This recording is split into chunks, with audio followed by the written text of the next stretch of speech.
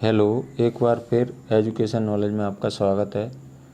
आज हम कक्षा 9वीं के विद्यार्थियों के लिए त्रैमासिक परीक्षा का जो आपका प्रश्न पत्र हुआ था 2023-24 का विषय है आपका सामाजिक विज्ञान और कक्षा 9वीं, ये सेट ए है आपका। इसका मैं आपके लिए वस्तुनिष्ठ प्रश्नों का सॉल्यूशन लेकर आया हूँ। तो इसमें देखिए आपका जो पूर्णांक था वो 75 अंक तक का था और जो आपके कुल प्रश्न थे इसमें तो वो 23 थे और समय आपका 3 घंटे का था। ठीक है, तो इसमें मैंने आपके लिए वस्तुनिष्ठ प्रश्नों का सॉल्यूशन किया है। तो इसमें देखिए पहले सभी निर्देश आपको पढ़ लेना है। इसमें पहला निर्देश है आपका सभी प्रश्न अनिवार्य हैं। दूसरा निर्देश है प्रश्न क्रमांक 1 से 5 तक कुल 30 वस्तुनिष्ठ प्रश्न हैं। प्रत्येक उप प्रश्न पर 1 अंक निर्धारित है जिसके कुल अंक 30 हैं, यानी कि आपके 30 वस्तुनिष्ठ प्रश्न हैं। ठीक है, उसमें से आपको आपके 30 नंबर के वस्तुनिष्ठ प्रश्न होंगे। ठीक है, अब इसके बाद में अगला निर्देश है आपका, इसमें प्रश्न पत्र को हल करने से पहले आपको निर्देशों को अवश्य पढ़ना चाहिए कि हमारे प्रश्न पत्र में क्या पूछा गया है, कौन से नंबर का हमारा कौन सा प्रश्न है, वो सब दिया रहता है। इसमें अगला निर्देश है आपका प्रश्न क्रमांक 6 से 23 तक प्रत्येक प्रश्न में आंतरिक विकल्प दिए गए हैं। अगला निर्देश है प्रश्न क्रमांक 6 से लेकर 17 तक कुल 12 प्रश्न हैं। प्रत्येक प्रश्न के लिए 2 अंक निर्धारित है, यानी कि 6 से लेकर आपका 17 तक, यानी कि कितने प्रश्न हैं? कुल 12 प्रश्न, यानी 2 नंबर के आपके कितने क्वेश्चन हैं इसमें? 12 क्वेश्चन। अगला निर्देश है प्रश्न क्रमांक 18 से 20 तक कुल 3 प्रश्न हैं, यानी 18 से 20 तक कुल 3 प्रश्न हैं और प्रत्येक प्रश्न 3 अंक निर्धारित हैं, यानी 3-3 नंबर के आपके कुल प्रश्नों की संख्या कितनी है? 3 है। अगला निर्देश है प्रश्न क्रमांक 21 से 23 तक प्रत्येक प्रश्न के कुल 3 प्रश्न है। ठीक है, ये भी 3 प्रश्न है। प्रत्येक प्रश्न 4 अंक का है, यानी कि आपके एक नंबर के आप देख सकते हैं 30 प्रश्न होंगे इसमें जो वस्तुनिष्ठ प्रकार के होंगे, यानी कि 2 नंबर के आपके 12 क्वेश्चन होंगे, यानी कि आपके एक नंबर के आप देख सकते हैं 1 अंक के आपके कितने प्रश्न होंगे? 30 सॉरी। ठीक है, और 2 अंक वाले आपके कितने प्रश्न आना है? 12। तो और 3 अंक वाले आपके कितने प्रश्न आना है? 3। ठीक है, और 4 अंक वाले आपके कितने प्रश्न आना है? 3। तो इस प्रकार आपका पूर्णांक आएगा जी 75 का। अब हम आपके लिए वस्तुनिष्ठ प्रश्नों को सॉल्यूशन देख लेते हैं। ठीक है, देखिए इसमें पहला क्वेश्चन था आपका सही विकल्प चुनकर लिखिए। ठीक है, सही विकल्प चुनकर लिखिए। इसमें पहला क्वेश्चन था फ्रांसीसी क्रांति की शुरुआत 14 जुलाई 1789 को कहाँ से हुई थी? तो इसका सही उत्तर हो जाएगा ऑप्शन बास्टिल के किले से। ठीक है, तो इसमें अगला क्वेश्चन है आपका दूसरा क्वेश्चन देखिए, भारत में वयस्क मताधिकार की आयु 21 वर्ष से घटाकर 18 वर्ष किस संविधान संशोधन के द्वारा किया गया? यानी कि ये था आपका, इसका करेक्ट आंसर हो जाएगा ऑप्शन आ 21वां संविधान संशोधन। ठीक है, अगला क्वेश्चन है आपका, अगला क्वेश्चन देखिए, लोकतंत्र के लिए आवश्यक है, तो इसका सही उत्तर हो जाएगा आपका करेक्ट आंसर ऑप्शन व स्वतंत्र और निष्पक्ष चुनाव। अगला क्वेश्चन है आपका, अगला क्वेश्चन है 4 नंबर का, भारत का क्षेत्रफल विश्व के कुल क्षेत्रफल का कितना प्रतिशत है? तो इसका सही आंसर हो जाएगा 2.4%। अगला क्वेश्चन है इनमें से स्थायी पूंजी कौन सी है? तो आप देख सकते हैं इसका करेक्ट आंसर हो जाएगा उपरोक्त सभी, यानी कि यंत्र यानी औजार, यंत्र माने क्या होता है? औजार, कंप्यूटर और भूमि। जी क्या है, सभी स्थायी पूंजी है। तो इसका करेक्ट आंसर क्या हो जाएगा, इसका ऑप्शन हो जाएगा चौथा, यानी उपरोक्त सभी। अगला क्वेश्चन देखते हैं हम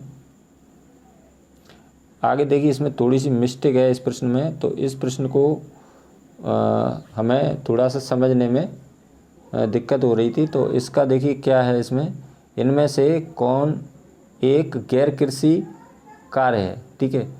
अब देखिए गैर कृषि कार्य कौन से हैं, इसमें दुकानदारी है, परिवहन है, दुकानदारी है, लघु स्तरीय विनिर्माण है। लेकिन इसमें थोड़ी सी यहाँ पर देखिए यहाँ पर दिक्कत हुई है। तो इसमें क्या करना है, इसमें जैसा भी कैसी क्रिया है, गैर कृषि क्रिया है, जैसा भी दुकानदारी, परिवहन और लघु स्तरीय विनिर्माण। लेकिन इसका करेक्ट आंसर इसमें थोड़ा सा अपने इसमें गलती हुई है, ठीक है। तो इसमें क्या करना है, इनमें से कौन एक, यानी कृषि कार्य है, इसमें गैर हटाना है आपको, ठीक है। तो इसका कृषि कार्य कौन सा हो जाएगा, इसमें ये हो जाएगा फसलें उगाना, ठीक है। इसमें परिवहन, दुकानदारी, लघु स्तरीय विनिर्माण जी क्या है, गैर कृषि कार्य हैं। यानी गैर कृषि कार्य क्या होते हैं, जो खेती के अलावा होते हैं वो गैर कृषि कार्य हो जाते हैं। लेकिन इसमें क्या है, थोड़ी सी ये प्रश्न में ये थोड़ी सी त्रुटि हो गई है, तो इसको आपको हटाना है, ठीक है। तो इसमें ये प्रश्न हो जाएगा आपका, इनमें से कौन सा एक कृषि कार्य है। तो कृषि कार्य कौन सा हो जाएगा, इसमें फसलें उगाना, ठीक है। तो इसका करेक्ट आंसर ये हो जाएगा। और इसको यहाँ पर इसको काट देना है। तो इसका इनमें से कौन सा एक कृषि कार्य है, ठीक है। आगे अगला क्वेश्चन है आपका, रिक्त स्थानों की पूर्ति करना है। ये भी आपके कितने नंबर का है, ये भी 6 अंक का है। यानी एक एक प्रश्न के एक नंबर के इसमें 6 प्रश्न है, ठीक है। तो इसमें देखिए, इसमें आपका क्वेश्चन है ये 2 नंबर का, रिक्त स्थानों की पूर्ति कीजिए। इसमें पहला क्वेश्चन है आपका, भारत में वोट डालने की उम्र है तो कितनी वर्ष है, 18 वर्ष है। लेकिन इससे पहले ये कितने वर्ष थी, 21 वर्ष थी। उसमें ऊपर क्वेश्चन दिया था, अपन ने पढ़ा था। लेकिन जो वर्तमान में वोट डालने की उम्र कितनी है, 18 वर्ष है, ठीक है। अगला क्वेश्चन है, आंग वान सू की, इसमें देश का नाम पूछा है, ये किस देश की थी। तो इसका सही उत्तर हो जाएगा म्यांमार, ठीक है। अगला क्वेश्चन है, इसमें देखिए पहला क्वेश्चन है, इसमें भारत में वोट डालने की उम्र क्या है, 18 वर्ष आ जाएगा इसमें। अगला क्वेश्चन है, आंग वान सू की, इसमें आपको बनना था म्यांमार देश की थी, देश की हैं, ठीक है। अगला क्वेश्चन है, संयुक्त राष्ट्र सुरक्षा परिषद में, इसमें देखिए ये आउट ऑफ सिलेबस है, जो हमारे कक्षा 9th की बुक में ये कहीं भी उल्लेख नहीं है। ये बहुत हाई लेवल का प्रश्न है। ये कक्षा 12वीं के राजनीति शास्त्र का प्रश्न है, ठीक है। तो इसमें देखिए, हालांकि हम तो कर लेते हैं, लेकिन हमारे बच्चों को करने में बड़ी असुविधा होती है। तो इस प्रश्न का उत्तर है, संयुक्त राष्ट्र संघ के सुरक्षा परिषद में कितने सदस्य थे, 15 सदस्य देश हैं, ठीक है। सुरक्षा परिषद, इसमें 5 सदस्य क्या है, स्थायी हैं और 10 अस्थायी हैं। तो इसमें पूछा गया है, संयुक्त राष्ट्र संघ के सुरक्षा परिषद में 15 देश हैं, ठीक है। इनमें से 5 देश स्थायी सदस्य हैं और 10 अस्थायी हैं। तो ये कक्षा 12वीं का प्रश्न है, ठीक है। तो हाई लेवल का प्रश्न है इसको, ठीक है। आप कह सकते हैं कि हाई लेवल का है बहुत ही।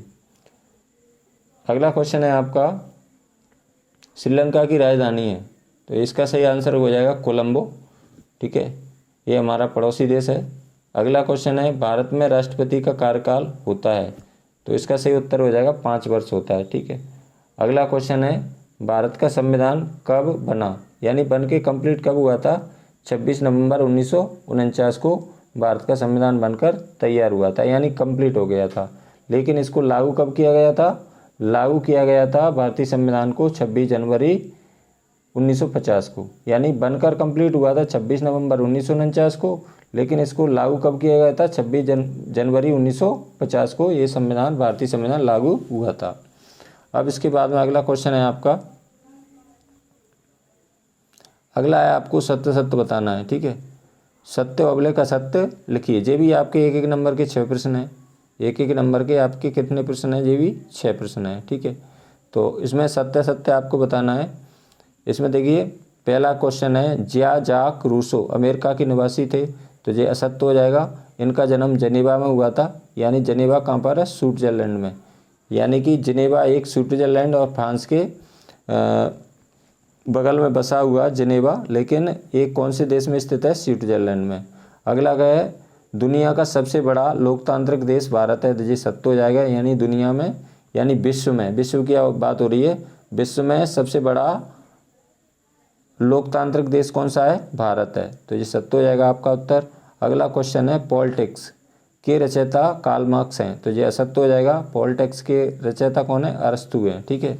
अगला क्वेश्चन है भारत के प्रथम राष्ट्रपति डॉक्टर राजेंद्र प्रसाद उत्तर प्रदेश के थे, तो ये देखिए भारत के प्रथम राष्ट्रपति डॉक्टर राजेंद्र प्रसाद थे, लेकिन ये उत्तर प्रदेश के निवासी नहीं थे। इनका जन्म कहाँ हुआ था, इनका जन्म हुआ था बिहार में, ठीक है। आप देख सकते हैं मैंने लिखा भी है यहाँ पर, बिहार में इनका जन्म हुआ था। भारत के प्रथम राष्ट्रपति डॉक्टर राजेंद्र प्रसाद उत्तर प्रदेश के थे, तो ये कहाँ के थे, उत्तर प्रदेश के नहीं थे, ये कहाँ के थे, बिहार के थे, तो ये क्या हो जाएगा, असत्य हो जाएगा। अगला क्वेश्चन है गेहूँ रबी की फसल है। अगला क्वेश्चन क्या है आपका, गेहूँ रबी की फसल है, तो ये क्या हो जाएगा, सत्य हो जाएगा। इसकी ट्रिक मैंने मेरे चैनल पर डली हुई है, रबी और खरीफ की फसलों को कैसे हम ट्रिक के माध्यम से याद कर सकते हैं। अगला क्वेश्चन है आपका लोकतंत्र में जनप्रतिनिधियों का चुनाव जनता करती है, तो ये भी आपका उत्तर क्या हो जाएगा, सत्य हो जाएगा। यानी कि लोकतंत्र में जनप्रतिनिधियों का चुनाव किसके द्वारा किया जाता है, जनता के द्वारा किया जाता है, तो ये क्या हो जाएगा, सत्य हो जाएगा। अब देखते हैं हम जोड़ियों को क्या करना है, आपको आमने सामने लिखना है। तो ये एक एक नंबर की आपकी 6 जोड़ियाँ हैं, ठीक है। तो इसमें देखिए, इसमें हम जोड़ियों को आपस में मिलाना है हमें। तो इसमें देखिए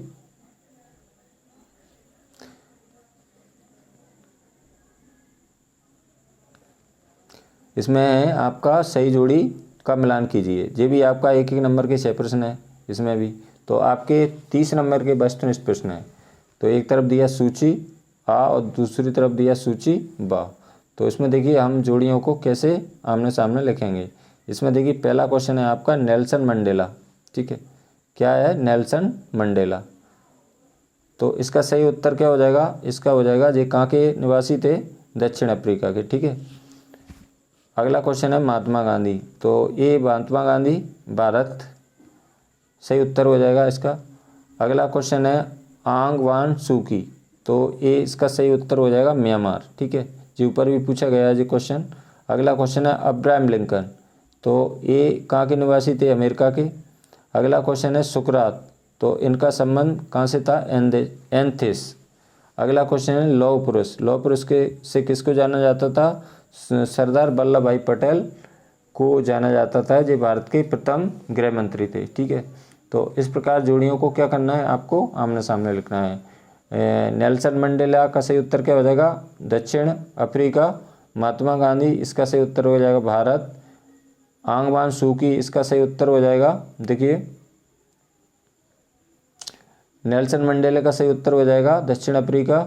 महात्मा गांधी, इसका करेक्ट आंसर हो जाएगा भारत। आंग सान सू की, इसका सही उत्तर हो जाएगा म्यांमार। अब्राहम लिंकन, इसका सही उत्तर हो जाएगा अमेरिका। और सुकरात, इसका सही उत्तर हो जाएगा एंथिस। और लौह पुरुष के नाम से किसको जाना जाता है, सरदार वल्लभ भाई पटेल, जो भारत के प्रथम गृह मंत्री थे। अब इसके बाद में अगला क्वेश्चन है आपका एक वाक्य में उत्तर आपको देना है। तो इसमें देखिए, इसमें लिखा हुआ है अगला क्वेश्चन, एक वाक्य में उत्तर दीजिए। तो इनके प्रश्नों के उत्तर एक शब्द या एक वाक्य में आपको देना है। तो इसमें देखिए पहला क्वेश्चन है, इसमें नंबर 1 स्वे नहर किन 2 सागरों को जोड़ती है। तो ये भूमध्य सागर एवं लाल सागर को जोड़ती है, ठीक है। और भूमध्य सागर और लाल सागर को जोड़ती है। अगला है भारत की सबसे लंबी तटरेखा वाला राज्य है। तो इसका सही उत्तर हो जाएगा गुजरात। यानी भारत की जो समुद्र से तटरेखा माने क्या होता है, जिन राज्यों की सीमा समुद्र से लगती है, तो उनकी संख्या 9 है। और इसका करेक्ट आंसर हो जाएगा गुजरात। इसकी एक ट्रिक है मेरे चैनल पर डली हुई है, वो आपके ताऊ गोवा कम गए। तो इसके ट्रिक के माध्यम से आप भारत के जो समुद्र से लगने वाले राज्यों की सीमा आप याद कर सकते हैं। अगला क्वेश्चन है अंडमान निकोबार द्वीप समूह कहाँ पर स्थित है? तो आप देख सकते हैं ये बंगाल की खाड़ी में स्थित है अंडमान निकोबार द्वीप समूह। और बंगाल की खाड़ी क्या है? भारत के पूर्व में स्थित है। भारत के पश्चिम में अरब सागर हो जाएगा, भारत के पूर्व में बंगाल की खाड़ी हो जाएगी, भारत के दक्षिण में हिंद महासागर हो जाएगा। अगला क्वेश्चन है आपका खादर क्या है? तो इसमें देखिए नवीन जलोढ़ को खादर मृदा कहते हैं और पुराने जलोढ़ को बांगर मृदा कहते हैं। कभी कभी इसमें अंतर आ रहा है, तो इसमें खादर की परिभाषा पूछिए। खादर मिट्टी किसे कहते हैं, या बांगर मिट्टी या बांगर मृदा या खादर मृदा, इसमें आपको अंतर है, लेकिन इसमें किसकी परिभाषा पूछी गई है? खादर मृदा की। ठीक है, खादर क्या है? तो नवीन जलोढ़ को क्या कहते हैं? खादर मृदा कहते हैं। अगला क्वेश्चन है भारत के एकमात्र सक्रिय ज्वालामुखी का नाम बताइए, लिखिए।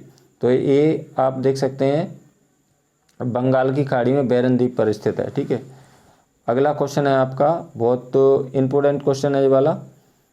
तो इसमें देखिए क्या पूछा गया है, संविधान सभा किसे कहते हैं? ठीक है, तो संविधान सभा क्या होती है? जनप्रतिनिधियों की वह सभा जो संविधान लिखने का कार्य करती है, उसे हम संविधान सभा कहते हैं। तो ये थे आपके वस्तुनिष्ठ प्रश्न। इसमें कुछ प्रश्न बहुत ही हाई लेवल के थे। ठीक है, जो कक्षा 12वीं तक के इसमें प्रश्न पूछा गया था। तो ये थे आपका जो वस्तुनिष्ठ प्रश्नों का सॉल्यूशन था, मैं आपके लिए लाया था। यदि आपको यह वीडियो अच्छी लगी तो लाइक करें, अपने मित्रों के साथ शेयर करें, और यदि आप मेरे चैनल को पहली बार देख रहे हैं तो प्लीज़ चैनल को सब्सक्राइब जरूर करें। धन्यवाद सभी को, मेरा नमस्कार, थैंक्स।